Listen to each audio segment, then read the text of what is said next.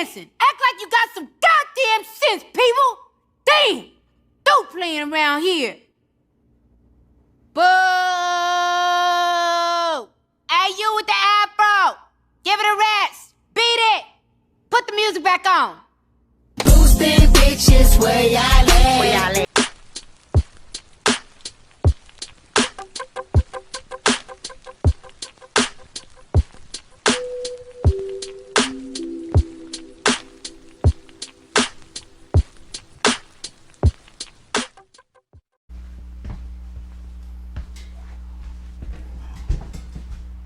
Somehow, some way, black ghetto culture has almost become synonymous with black culture, meaning that average middle and upper class blacks are often embracing black ghetto culture themselves.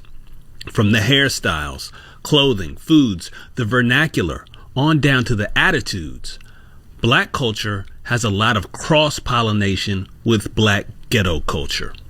If you're living in America and you're paying attention to trends, then you'll likely see how this is becoming the case. Most of us know that it's true. And even the people who deny it, they know it. So there needs to be a discussion about how it got this way. Before we go there, I'd like to point out a few things for us to reference while looking into this.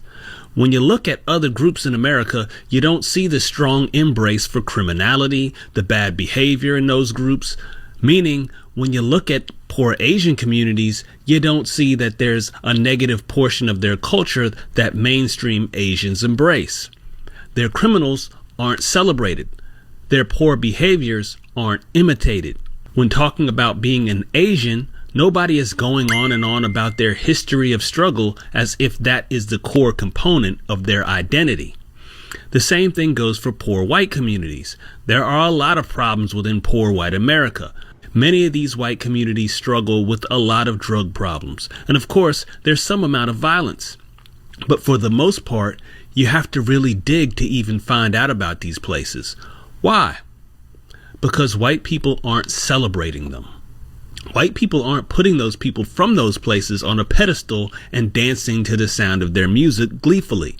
You haven't heard a bunch of songs that reference one particular mobile home park in West Virginia, in the same way that we know all about Marcy Projects in Brooklyn because of Jay-Z. I'm from Marcy, son. Just thought I'd remind y'all. Or Parkway Gardens, otherwise known as O Block, by King Von.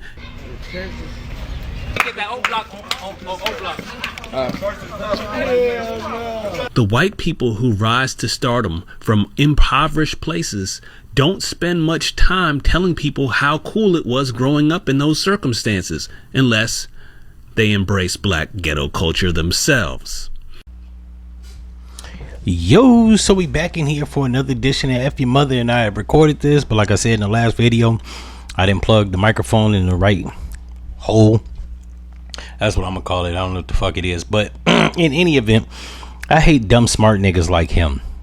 You could always tell a nigga that has not been throughout America or on a fucking vacation in a minute, right? He says that he said a lot of shit, but let me just try to unpack all this foolishness, right? He says that black ghetto culture is being seen as synonymous with black culture. Sir, that's not true. And everybody knows that there's different facets of life within any culture, right? You have broke ass black people, degenerate black people, deplorable black people that's golf nigga nerds, black folks that are into anime. I don't know what category you would put them in. Intellectuals like myself that are actually fluid in urban culture. You have urban black people, uneducated urban black people, educated urban black people. Niggas like Ben Carson. You got black people that are engineers. Hell, I got a cousin that's a fucking engineer. He sounds crazy. Now, while we may use vernacular from ghetto culture, right? Words like period, she the tea, she the birthday cake, type shit, right? That's just popular urban slang, right? People are going to pick up on that because it's propagated in the media. They see it, they're inundated with it. The music, That doesn't necessarily make them ghetto black culture. That means they're black people that want to sound hip. Same thing with the clothing, the fashion, and whatnot. When it goes into like deplorable black people, drug dealers, scammers, boosters, robbers, pimps, whatever, that's not celebrating. The only people that celebrate the underground are people that have been in the underground, know people from the underground, or people that are in the streets themselves, right? Upstanding black people do not praise people that come from the underground or the streets, right? Now, while Jay-Z did rep Marcy, he was basically just telling you where he's from on a world stage because he had it, and he just want to let you know that he was a struggling kid once upon a time in Brooklyn. But to say that black people are the only people that do that, well, that's not fucking true. You got Detroit and Eminem. Now, while he moved to Detroit when he was 15, he lived in 8 Mile, which was the hood of Detroit City, or at least he hung out with Proof around 8 Mile. People know 8 Mile because of Eminem, not D12 or Proof or any other nigga that come from Detroit. Yellow Wolf, if I'm not mistaken, he's from a trailer park in somewhere in buttfuck Alabama. He reps that. People that listen to his music know that shit. I've listened to some of his tracks. I've heard him mention it. This is not something that's just exclusive to black people. I could keep going on. Jelly Roll, Post Malone. I don't know where the fuck they're actually from, but if you listen to their music, you probably do. Action Bronson, he's from New York. He's a white man. If I'm not mistaken, Action Bronson is from Harlem or the Bronx, somewhere, right? If you listen to his music, you know where the fuck he's from. Now, he likes to say that ghetto culture is exclusive to black people and that we actually praise street criminality. Well, that's not true. There are people in Asian culture that praise the Yakuza, the Triad. Those are Asian gangs that's been here since the 80s. They still here. They actually do business with the cartel and even drug dealers within America. If I'm not mistaken, they just picked up a nigga that was actually more powerful and had more money than fucking El Chapo. What are we talking about here? The difference between them is that they keep that shit within their culture. There's no media to propagate that shit. They don't get exploited in the music because they don't do it. But if you're Asian, you know these motherfuckers. When I was in Seattle, I had a brother-in-law that actually knew drug dealers that was from Cambodia and Vietnam. They were in the States, in Washington State, selling heroin. What the fuck are we talking about? Now, once again, it's not propagating the media. Now, we can blame a lot of people, like the small hats, as it pertains to degenerate street culture music. Liar Cohen, the nigga that actually was Kanye West manager. What's that nigga name? Scooter? You only know about Big Sean because of Scooter Braun. Through his dealings with Kanye West, via Kanye West and good music with Big Sean. I'm not saying Big Sean does degenerate music. I'm just saying it's a Jewish man that propagated a nigga from Detroit via Kanye West. What are we talking about here? And the niggas always like to blame black people for the degenerate music that they put out, like Young Miami's new song, the Spin That Shit. She's catching flack with India Arie because India Arie posted on Twitter the mass acceptance of this song itself is crystal clear sign of a bigger problem. I finally realized that not everybody wants to get free, and it was a very rude awakening. This is coming from a person that's in her 50s that put out a song in 2002, had success commercially, and I don't know if she did shit from the black community. So these are the last people that need to get their ass on Twitter or social media propagating and propping up their goddamn soapbox with a motherfucker opinion. Now, while I think the song Spin That Shit is some degenerate, deplorable shit about scamming, as it pertains to the streets, scamming is actually frowned down upon, just like burglary. I had a cousin that used to do burglary, and he used to pride himself on being a real street nigga, and my aunt told him, shut your ass up, you a cat burglar. You break into people's house when they at work, right? There are other things, trades within the streets that's actually frowned down upon. Cat burglary, gorilla pimping, right? Trafficking underage girls or beating them in a hotel room with a pipe. in a Motel 6. That's been frowned down upon. Now, why people like to conflate pimping with human trafficking, while it's under the umbrella, it ain't the same thing. And guerrilla pimping has always been frowned down upon. Robbery, niggas don't applaud that shit. The only niggas that applaud niggas that rob people is people that's uninformed, impressionable youth, and scumbags. Now, I listen to DMX. He used to talk about robbing people all the time, but I was 15. By the time I got into my 20s and even 30s, a moment of reflection, while the music was cool when I was younger, that's not some shit that was admirable. Although DMX has other songs, so then there's that. You don't have to lean on just the grimy ass songs that he made. He made shit like Party Up, They Don't Know, Slippin', How's It Going Down. These songs have nothing to do with street elements, right? He talk about his hardships, triumphing to becoming a popular rapper.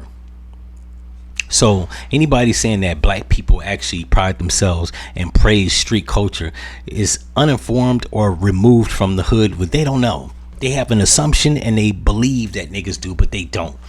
As it pertains to the music, right? If somebody like Young Miami puts out a song called "Spin That Shit" and she's applauding boosters and scammers, well, it's propagated through like non-black people that own labels. What do you want? You want us to be held accountable?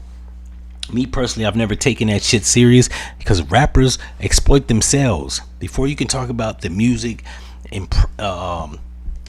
impressing the youth or sending a fucked up message, you gotta look at the person doing the music. They're exploiting themselves.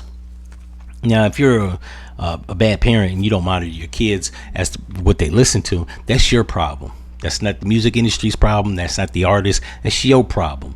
Your kids should only be listening, hearing shit that you allow them to do. And me personally, if your kid ain't 17, they shouldn't have a cell phone. So there's that.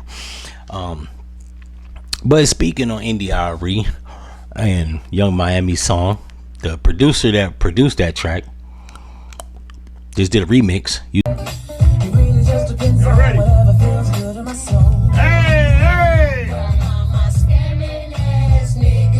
Where you at?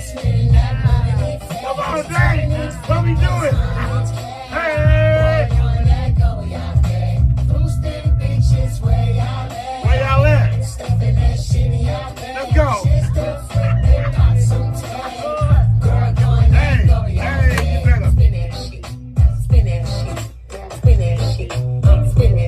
you better. You better. Young Miami, what's up, bro? Hey! Using India Arie's video song from 2002, and while this is some hoe ass shit, right? He's trolling her. Just kind of catchy. As it pertains to people wanting to be free, I don't know what this bitch is talking about. We ain't in antebellum slavery, so then there's that. Like I said, she's in her 50s. What have you done in the last 25 years to help the youth? You know what I'm saying? I hate when black people and these talking heads and these pundits have harsh criticism on black people and their quote unquote economic stripes and getting ahead in life, but they've never contributed to helping the motherfucker out of the mud. I can honestly say at least Denzel Washington helped Chadwick Boseman, right? He paid for the man's acting classes. He did something. He could die right now. He actually produced one of the finest actors we've had in American history. What has she produced? Other than make one hit record and fade into obscurity and collect the royalties. You got no place to be criticizing people listening to scamming ass music. And like I said, the music is actually deplorable, but this is Young Miami. This is a person that let Diddy piss in her mouth. What do you want? She, by her own admission, she's a prostitute.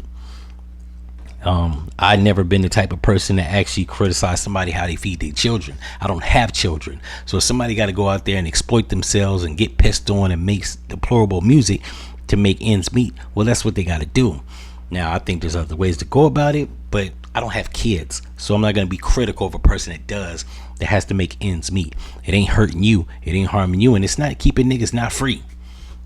I just hate this shit when black people just get on their soapbox talking about we don't want to be freeze. And this bitch probably voted for the Democratic Party. So right there, your mind isn't working how it should be. And nobody's criticizing you. So the last thing you need to do is get your ass up on social media and your soapbox criticizing black people that listen to deplorable music. That's just where I'm at with it.